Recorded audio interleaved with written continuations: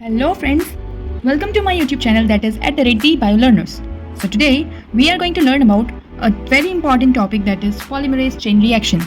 In short, we said polymerase chain reaction as PCR, and it is a very important technique which is being used from very long time in biotechnology. So the technique of PCR, first of all we should know about the discoverer of this technique. So this technique was put forwarded by a very great scientist named as Kary Mullis in the year 1983. कहीं कहीं पे आपको 1980 भी देखने को मिलता है और कहीं कहीं पे 1985 भी देखने को मिलता है. सो वेरी कर सकता है, डिफरेंट बुक्स का फ़र्क होता है, राइट. तो आप गूगल सर्च करोगे तो 1983 भी देखने को मिलता है. सो फ़र्क पड़ता है, बट इनके अलावा कोई नया ईयर आपको नहीं देखने को मिलेगा. मोस्ट प्रोबेबली 1981 भी देखने को मिलेगा, लेकिन एक्सेप्ट दीज कोई और नहीं, राइट. तो 1980 भी आपको बहुत फ्रीक्वेंटली देखने को मिलता है. ओके, सो नेक्स्ट इज कि on which principle the technique of PCR actually based. So PCR is a technique of amplification of DNA fragments. Yes. What do you mean by amplification? What does this term actually means? Amplification of DNA. Amplification means to amplify, means to raise in number. यानी कि DNA की copies को बनाना, DNA को replicate कराना और उसकी multiple copies का production करना is amplification, and the technique which is use to perform this criteria, or we can say to amplify the DNA, the technique is PCR. ठीक है. Now next comes here is कि अब PCR को पढ़ने के लिए हमें सबसे पहले पढ़ना ज़रूरी है about what are the components of PCR. What do you mean by components? Means those important tools which are being used in performing the technique of PCR. So components include the following. Number one is DNA template. What do you mean by DNA template? It is the very first tool which are being used in the technique of PCR while performing it. So DNA template, it is basically set to that template which is to be amplified. Which is to be amplified. What does it mean? मतलब अगर हमारे पास ये double helical DNA है, इसके ये दो ends हैं इस तरह से, तो उन DNA में से अगर मुझे इस वाले हेलिक्स को कॉपी करना है, इसकी फ्रेगमेंट्स बनानी है, इसको एम्पलीफाई करना है, तो ये हमारा टेम्पलेट DNA होगा जिसकी मुझे एम्पलीफिकेशन करनी है. हम टेम्पलेट DNA भी टर्म यूज़ कर सकते हैं इसके लिए, और हम इसको पेरेंट DNA भी बोल सकते हैं.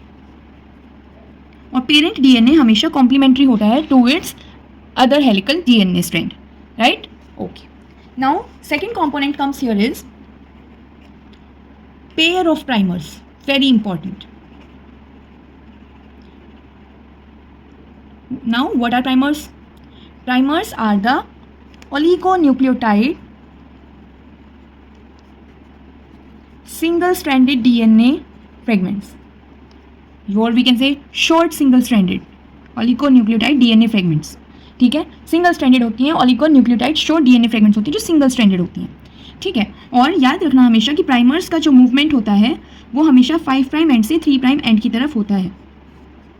ओके, हमेशा 5' एंड से 3' एंड की तरफ प्राइमर्स मूव करते हैं, और PCR टेक्निक को परफॉर्म करने के लिए हमेशा पेयर ऑफ प्राइमर्स को यूज़ किया जाता है. तो हमारा जो स्ट्रैंड है उसके अंदर प्राइमर्स को हमेशा 5' से 3' डायरेक्शन की तरफ यूज़ करेंगे, और जो पेयर होगा उसका यूज़ होगा. और याद रहे कि प्राइमर्स हमेशा रिवर्स डायरेक्शन में एक दूसरे के काम करते हैं. ठीक है, ये आपको पता होना चाहिए. Now next component which comes here is DNA polymerase enzyme.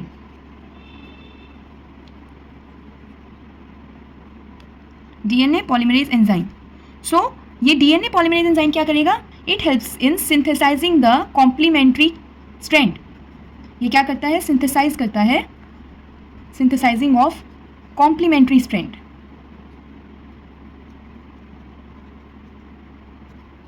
यानी कि जो टेम्पलेट DNA है उसका जो कॉम्प्लीमेंट्री स्ट्रैंड बनेगा वो किसकी हेल्प से बनेगा? DNA पॉलीमरेज की हेल्प से बनेगा.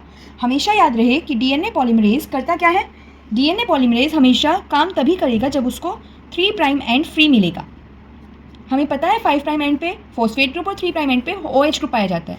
तो अगर DNA के स्ट्रैंड में 3' एंड फ्री होगा तब DNA पॉलीमरेज एक्ट करता है. और किस तरह से एक्ट करेगा?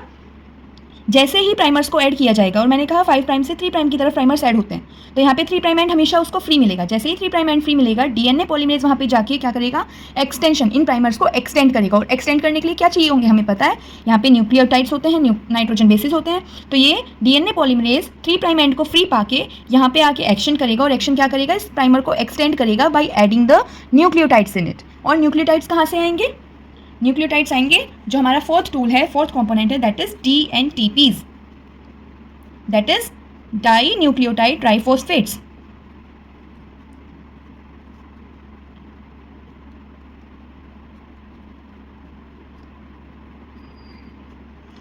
DNTPs are of 4 types, हमें पता है there are mainly 4 nitrogen bases present in the DNA strand, that is A for adenosine,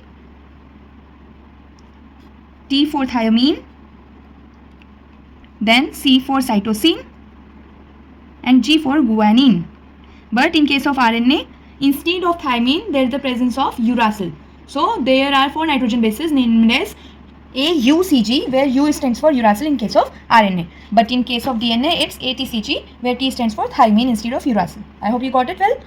तो यहाँ पे क्या होगा, कंपोनेंट्स में DNTPs होंगे। तो यहाँ पे आपको सबको समझना होगा कि पेयर ऑफ प्राइमर्स यूज होते हैं जो हमेशा 5 प्राइम से 3 प्राइम की तरफ काम करेंगे, डायरेक्शन की तरफ मूव करेंगे, और जहाँ पे 3 प्राइम एंड फ्री होगा वहीं पे जाके डीएनए पॉलीमरेज ऐड हो जाएगा। और इसके एडिशन से क्या होगा कि ये इस शॉर्ट फ्रेगमेंट्स ऑफ जो ये डीएनए का सिंगल स्टैंडर्ड शॉर्ट फ्रेगमेंट है, इसको एक्सटेंड करेगा, और एक्सटेंड करने के लिए उसको नाइट्रोजन बेसिस चाहिए होंगे, उसके लिए ये DNTPs का यूज़ करेगा, और DNTPs को यूज़ करके फ्री 3 प्राइम एंड पे न्यूक्लियोटाइड्स को ऐड करेगा जो भी वहाँ पे चाहिए होगा, और वहाँ पे इस प्राइमर को एक्सटेंड करके एक न्यू टेम्पलेट का, न्यू कॉम्प्लीमेंट्री स्ट्रैंड का फॉर्मेशन करेगा।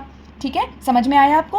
और बहुत ही इंपॉर्टेंट जो यहाँ पे रह जाता है PCR टेक्निक के केस में, that is Taq polymerase enzyme.